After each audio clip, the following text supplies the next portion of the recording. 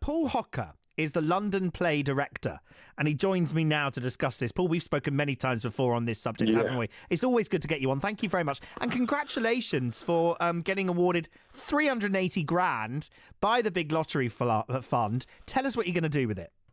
Yeah, it was fantastic news, and thank you to all those people that had a little scratch or a weekly flutter. That really helps. So it's a continuation project. It was an expansion project, really. So the lottery have been really valuable to Play in London and to London Play, our charity. They funded us for 3 years in 2015, I think it was, and that began the process of creating these play streets. And as your caller before was saying or questioning, were they regular? Yeah, that's part of the definition of a play street. They happen maybe fortnightly or weekly or even monthly. It really depends on what the community wants, what the children want. So this project, the new project that we've just got that large chunk of money for, will run for 4 years. Great. And within those 4 years, we're going to create more play streets. We're going to create more volunteers on the street making the play happen. We've got a kind of apprenticeship scheme built into it as well. So at least 16 young people will get some work experience over those 4 years. And here's the key thing, Jason. We're living in an age where there's lots of division, through politics that's come about, and, families aren't really getting on, they're split down the middle. Play Streets is one way you can guarantee you can bring a community together. You can get both sides of the street out chatting and talking, forget the politics. Once the kids are playing, then everything, the social stuff follows straight behind it. Dorrit said something interesting, our last caller there. She said, it's a bit contrived. You said their volunteers make the play happen. And obviously children naturally go and play and may want to play outside. That's an interesting point she made there. Yeah, no, thank you for picking up on that. It's a really good point. So how it works at Play is if you give children the space and the time to play, and obviously a safe environment, they will take care of the play. They are the masters of play. There's no chance of me telling a child how to play. They know exactly what to do. But as an adult, I can create the environment for that to happen. So Play Streets creates the environment, gives the kids the blank canvas that they can then go and create their play on.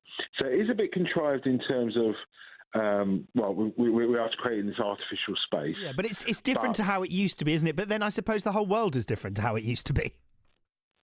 Well, the world might have moved on, but children haven't. They've still got the same desire to be outside and play. But also just bear in mind that this Play Street stuff began in New York over 110 years ago. As soon as cars came along, Play Streets followed swiftly behind, and then they were imported into the UK in the 1930s by Belisha, the guy that invented the Belisha beacon. He brought Play Streets over. So they've actually been a part of our culture, and they were huge in the 40s, 50s, 60s. It's only car ownership that went up and literally drove the children off the streets. And is that the one thing, just car ownership, or was it the fact, we were talking earlier with someone else who mentioned the fact that it may have been the media and people were more aware in the news of kids being snatched and various safety questions around kids, and parents were worried about their safety? We did a poll. We did a poll on Google, and we asked that question: what is the reason you, as a parent, don't feel comfortable about your child playing out? And traffic was the number one thing. Behind it was stranger danger. Right. But it was considerably behind it. And I think people are kind of clued into the fact that maybe the media does amplify these rare cases where children are abducted. Yeah, and that's the key, isn't it? It's rare. It's very rare, and it hasn't risen over the last 40, 50 years. It's under 100 children a year that are abducted by strangers.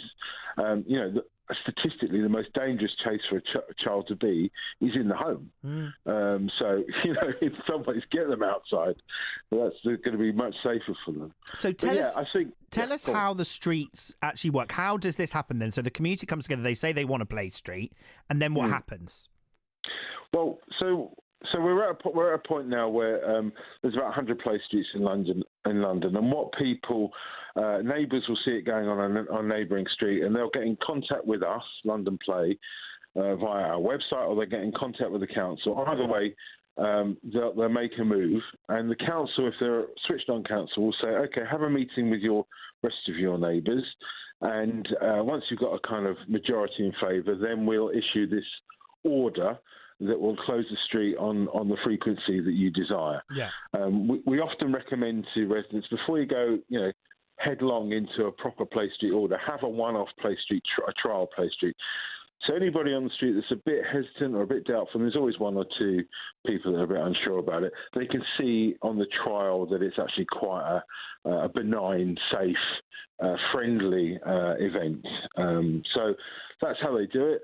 It's basically word of mouth, and that's how it's grown. And it's not just in London. There's great work going on in other parts of the country where people are doing play streets there as well. I know it's big up in Scotland. I think the government in Scotland is backing it as well. Well, it's fantastic what you do. We love having you on. Paul Hocker there from London Play. If you want to find out about it, if you want to set up your own play street, then get in touch with Paul at London Play, and you can go online and check them out. They've got £380,000 to close off more streets and transform them into play zones. You heard all about it there. Get in touch. And isn't that fantastic? Big lottery fund, £380,000 to help children get out back on the streets and play.